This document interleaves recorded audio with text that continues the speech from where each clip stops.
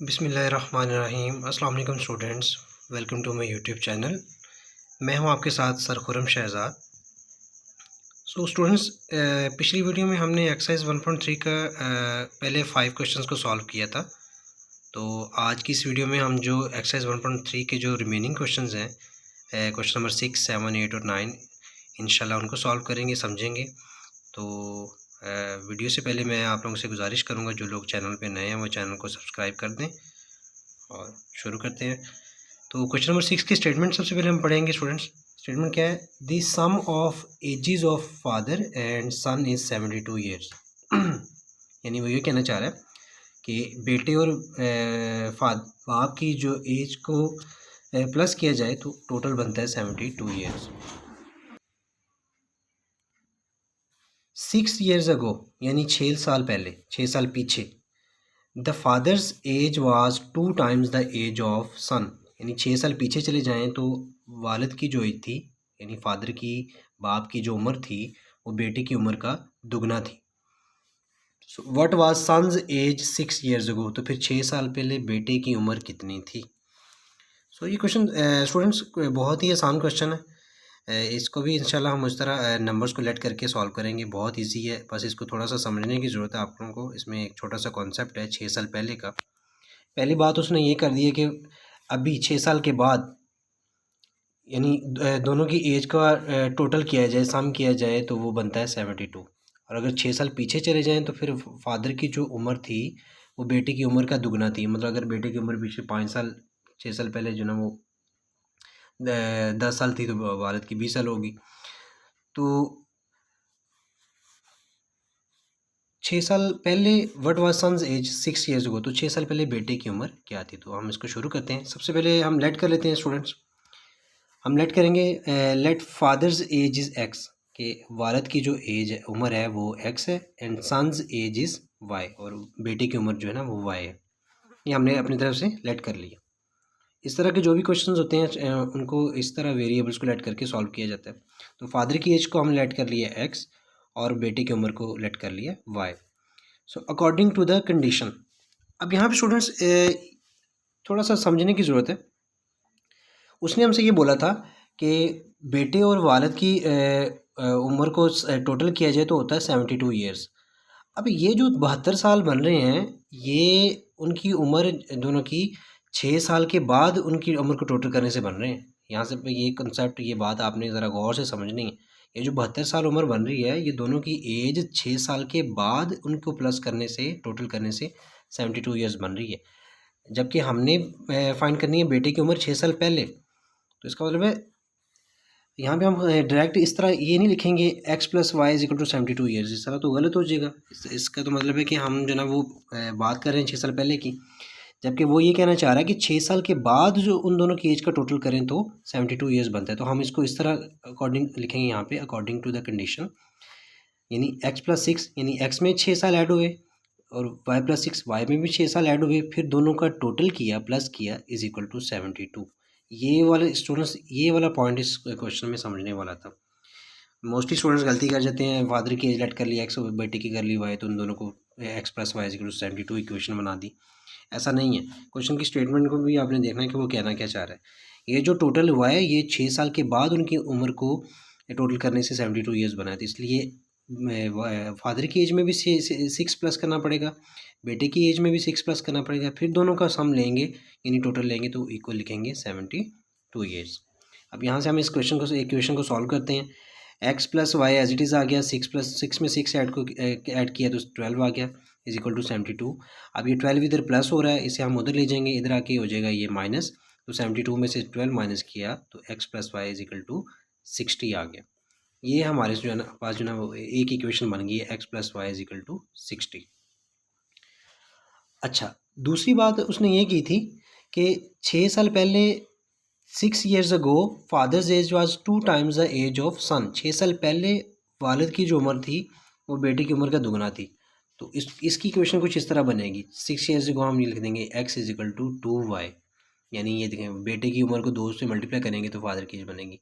जब एक नंबर किसी नंबर का दुगना होता है तो उसकी इक्वेशन को हम इस तरह लिखते हैं, एक के साथ हम 2 लगाते हैं। फादर की जो एज है एक्स है, वो बेटे की एज का दुगना है। ये हमारे पास आ गई इक्वेशन 2। तो यहाँ पे हमने दो इक्वेशन बना ली हैं, एक आ गई x + y = 60 and x = 2y। अब हम साइमल्टेनियसली इन दोनों को सॉल्व करते हैं। सो स्टूडेंट्स यहाँ पे एक इक्वेशन थी हमारे पास x + y = 60 and x = 2y। अब यहाँ पे भी आपके पास दो मेथड है, आप चाहें तो सब्स्टिट्यूशन मेथड यूज़ कर लें, चाहे तो एलिमिनेशन, लेकिन यहाँ पे एलिमिनेशन मेथड यूज़ नहीं होगा क्योंकि यहाँ पे ये वाली जो इक्वेशन, बल्कि हो जाएगा, लेकिन आप कोशिश करें यहाँ पे इस तरह की अगर एक इक्वेशन बन रही है तो उसको सब्स्टिट्यूशन मेथड से करें। अब यहाँ पे देखें, ये इस इक्वेशन में x + y = 60 और यहाँ पे x = 2y, तो x की वैल्यू हमारे पास, फर्जी वैल्यू हमारे पास मौजूद है, तो हम क्या करेंगे, x की ये वाली जो वैल्यू है 2y हम इक्वेशन 1 में पुट करेंगे यहाँ पे। तो यहाँ पे हम इक्वेशन 1 लिख लेते हैं, x + y = 60, x की जगह पे आ गया 2y। ये देखें यहाँ पे, ये जो x = 2 है तो x की जगह पे पुट कर दिया 2y + y = 60। 2y में y को ऐड किया तो ये आ गया 3y = 60। 3 यहाँ पे मल्टीप्लाई हो रहा है, इधर आके नीचे हो जाएगा डिवाइड, तो 60 को 3 पे डिवाइड करेंगे तो y = आ गया 20। तो ये बेटे की उम्र निकल आई है यहाँ पे। y, हमें y चाहिए था, हमने चूँकि हमने लेट भी किया था कि जो बेटे की जो एज है वो y है, तो y = 20। तो 6 साल पहले जो बेटे की उम्र थी वो 20 साल थी। तो ये था स्टूडेंट क्वेश्चन नंबर 6। अब हम नेक्स्ट क्वेश्चन की तरफ चलते हैं जी। तो क्वेश्चन नंबर 7 की स्टेटमेंट है students, Mirha bought a toy for ₹1500 and sold for ₹1520 1520। What was her profit percentage. उसका प्रॉफिट फाइंड करना है, लेकिन प्रॉफिट परसेंटेज फाइंड करना है। जो क्वेश्चन की स्टेटमेंट को हम दोबारा से पढ़ लेते हैं। मिरहा ने एक खिलौना ख़रीदा था जिसकी कीमत थी 1500 रुपये, जबकि उसने वो खिलौना आगे बेच दिया 1520 रुपये का, यानी प्रॉफिट होगा ना, कि एक चीज़ कम पैसों में ली जाए और ज़्यादा पैसों में बेची जाए तो प्रॉफिट होता है। इस तरह अगर एक चीज़ कम पैसों में ली जाए, ज़्यादा पैसों में ली जाए और कम पैसों में बेची जाए तो फिर नुकसान होता है, लॉस होता है।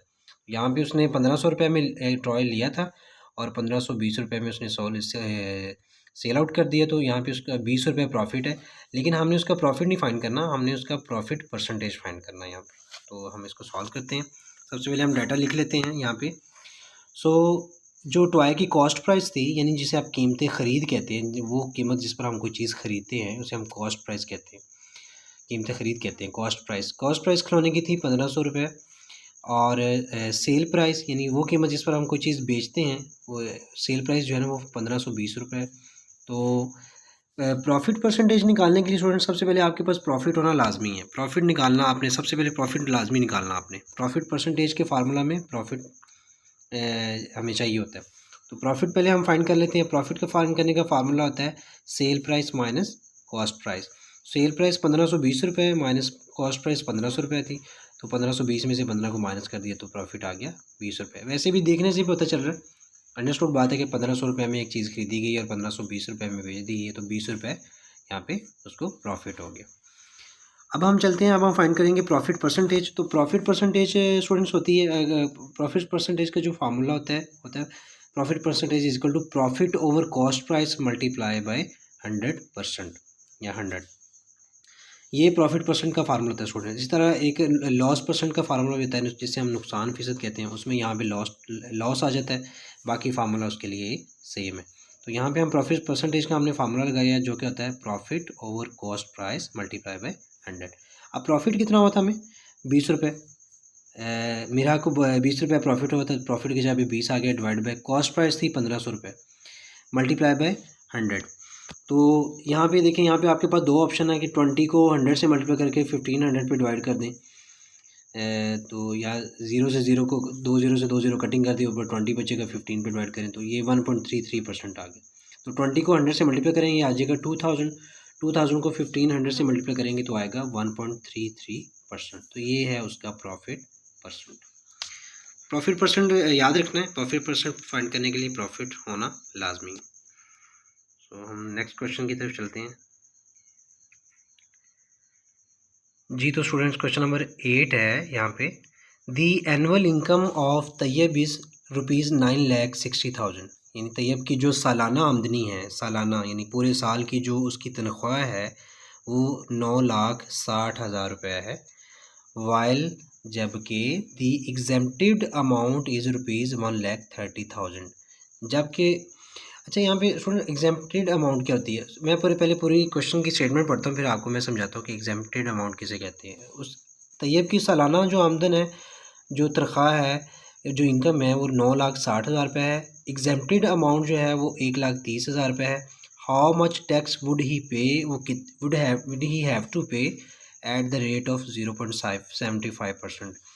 0.75% के रेट पर उसे कितना टैक्स पे करना पड़ेगा। अच्छा स्टूडेंट्स, अब बात करते हैं हम लोग एग्जेम्प्टेड अमाउंट की।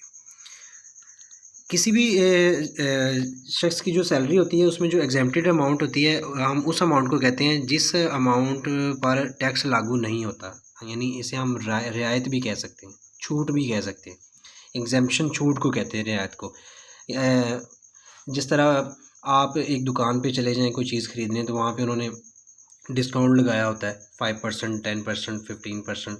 तो वो अगर एक चीज़ 2,000 रुपये की है तो उसका 15% निकाल लेंगे। फॉर एग्जांपल उसके ऊपर अगर डिस्काउंट 15% है, तो वो 15% उसका निकाल के 2,000 में से उसको माइनस कर देंगे, बाकी जो रकम बचेगी वो आपको पे करना होती है। तो वो जो 2,000 में से 15% के हिसाब से पैसे निकले हैं, वो एग्जेम्पशन थी, आपको रियायत होती है, छूट होती है। तो यहाँ पे सैलरी में एग्जेम्प्टेड अमाउंट उसकी है 1,30,000 रुपये। तो इतनी अमाउंट पे टैक्स लागू नहीं होगा। तो पहले तो हम इसको इस टोटल सालाना आमदनी से माइनस करेंगे, निकाल देंगे। बाकी जो अमाउंट बचेगी उस पर फिर हम टैक्स फाइंड आउट कर लेंगे। तो चलिए हम इसको सॉल्व करते हैं। तो सबसे पहले मैं डाटा लिख लेता हूँ। यहाँ पे उसकी जो एनुअल इनकम है वो है 9,60,000। तैयब की जो एनुअल इनकम है 9,60,000 रुपये है। एग्जेम्प्टेड अमाउंट 1,30,000 रुपये है। टैक्स रेट 0.75% है, और आपने टैक्स फाइंड करना है कि इस परसेंटेज के हवाले से इस रेट पर कितना टैक्स उसे जो ना वो पे करना पड़ेगा। तो पहले हम निकाल लेते हैं टैक्सेबल अमाउंट।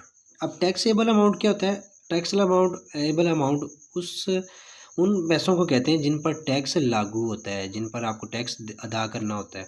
अब देखें, 9,60,000 रुपये सारी की सारी अमाउंट पे टैक्स लागू नहीं हो रहा, कुछ एग्जाम्पशन भी तो दी गई है ना हमें, 1,30,000 रुपये। तो पहले तो हम इसे इसमें से माइनस करेंगे। तो 9,60,000 में से 1,30,000 रुपये माइनस कर दिए, बाकी बच के 8,30,000 रुपये। तो ये जो उसकी इनकम है, इस पे वो टैक्स देगा इस रेट पर, 0.75% पर। तो बहुत ही आसान है। अब हम यहाँ पे लिखेंगे अमाउंट ऑफ टैक्स, यानी टैक्स की रकम जो हमने टैक्स पे करना है। तो सिंपली स्टूडेंट्स बहुत इजी है। टैक्स जब भी किसी अमाउंट पर आपने टैक्स फाइंड आउट करना है, तो उस अमाउंट को टैक्स रेट से मल्टीप्लाई कर दें सिंपली। टैक्स रेट था 0.75%, तो 0.75% को मल्टीप्लाई कर दिया 8,30,000 से, यानी 8,30,000 से 0.75% को मल्टीप्लाई कर दिया। अब यहाँ पे मैंने क्या किया, परसेंटेज को ख़त्म किया और डिवाइडेड बाय 100 लगा दिया। हमेशा याद रखें, जब भी आपने परसेंटेज को ख़त्म करना है, किसी भी नंबर के साथ परसेंटेज का सिंबल आ रहा है, तो उसको डिवाइडेड बाय 100 लिखते हैं हम लोग। तो यहाँ पे परसेंटेज का नीचे आ गया 100। अब 8,30,000 को 0.75 यानी 0.75 से मल्टीप्लाई कर दिया, जो कि आ गया 622,500, और नीचे ये वाला 100। और जब इसको 100 पे डिवाइड किया तो ये आ गया 6,225 रुपये। तो ये स्टूडेंट्स, ये वाला ना इतना वो टैक्स पे करेगा 8,30,000 सैलरी पर। दोबारा सुनने क्या किया, 0.75 को 8,30,000 से मल्टीप्लाई करें और 100 पे डिवाइड करें। डायरेक्ट भी निकाल सकते हैं आप। यहाँ पे 0.75 को 8,30,000 से 8,30,000 से मल्टीप्लाई कर दें और 100 पे डिवाइड करें, तो आएगा 6,225। तो ये इतना टैक्स वो पे करेगा अपनी इनकम पर 0.75% के रेट पर। सो लास्ट क्वेश्चन है स्टूडेंट्स, इसकी तरफ चलते हैं हम लोग जी। तो एक्सरसाइज 1.3 का लास्ट क्वेश्चन है, क्वेश्चन नंबर 9। इसकी स्टेटमेंट है, find the compound markup on ₹3,75,000 for 1 year at the rate of 14% compounded annually. वो कहना चाह रहा है कि इतनी अमाउंट है 3,75,000 रुपये। इस अमाउंट के ऊपर आपने 14% के रेट पर ईयर एनुअली यानी सालाना कंपाउंड मार्कअप फाइंड करना है। अब स्टूडेंट्स, मार्कअप क्या होता है, पहले इसके बारे में हम बात कर लेते हैं। मार्कअप क्या होता है कि फॉर एग्जांपल मार्कअप प्रॉफिट को कहते हैं। फॉर एग्जांपल, जिस तरह आपने बैंक में अपनी एक रकम जमा करवाई है, 1 लाख, 2 लाख, 5 लाख, 10 लाख, वट एवर जितनी भी है। सो बैंक आपसे ये कहता है कि अगर आप हमारे पास पैसे रखवाते हैं तो हम आपके पैसों से कोई ना कोई बिज़नेस करेंगे और सालाना आपके वो जो पैसे हैं वो बढ़ते रहेंगे, वो आपको एक परसेंटेज दे देते हैं। यानी आपने देखा होगा, आप में से कोई लोग हैं जो मतलब बैंक में पैसे रखवाते हैं तो उनके पैसे साल के बाद बढ़ते रहते हैं, वो मार्कअप होता है एक्चुअली, प्रॉफिट भी कह सकते हैं आप। इसी तरह अगर बैंक आपको कोई लोन देता है, कर्ज देता है, तो उसके ऊपर भी वो मार्कअप लेता है। ये तो एक तो कस्टमर का मार्कअप होता है, एक बैंक का मार्कअप भी होता है। बैंक का मार्कअप किस सूरत में होगा, जब बैंक आपको कोई ना कोई कर्जा देगा, आपको डेबिट देगा, लोन देगा और फिर आपके साथ वो शर्त रख लेंगे कि सालाना इस हिसाब से आपकी जो लोन है वो हम बढ़ता रहेगा। और मतलब अगर बैंक ने 5 लाख रुपए दिया है तो हम जब उसे 4 साल में या 5 साल में पैसे वापस करेंगे तो फिर 5 लाख नहीं देंगे, उसके साथ आपको 7-8 लाख रुपए बन चुके होंगे। वो मार्कअप ही होता है एक्चुअली, वो जो ज़्यादा पैसे हमें पे करना होते हैं उसकी परसेंटेज के हवाले से। तो यहाँ पे 3,75,000 रुपये इस पर 1 साल बाद 14% के हवाले से कितना कंपाउंड मार्कअप बनेगा वो हमने फाइंड करना है। तो चलिए आइए हम इसको सॉल्व करते हैं। सबसे पहले हम इसका डाटा लिख लेते हैं। यहाँ पे हमारे पास जो प्रिंसिपल अमाउंट है पी, यहाँ पे मैंने जो लिखा है पी का मतलब यहाँ पे प्रिंसिपल अमाउंट है वो है 3,75,000, 3,75,000 रुपीज़। मार्कअप रेट है, रेट ऑफ इंटरेस्ट जो है वो 14% है। और एन यहाँ पे नंबर ऑफ़ ईयर्स, टाइम यहाँ पे वैसे टी भी आप लिख सकते हैं, टाइम आपके पास 1 साल है। एन से मुराद यहाँ पे नंबर ऑफ़ ईयर्स है। तो ये आपके पास डाटा है स्टूडेंट्स यहाँ पे।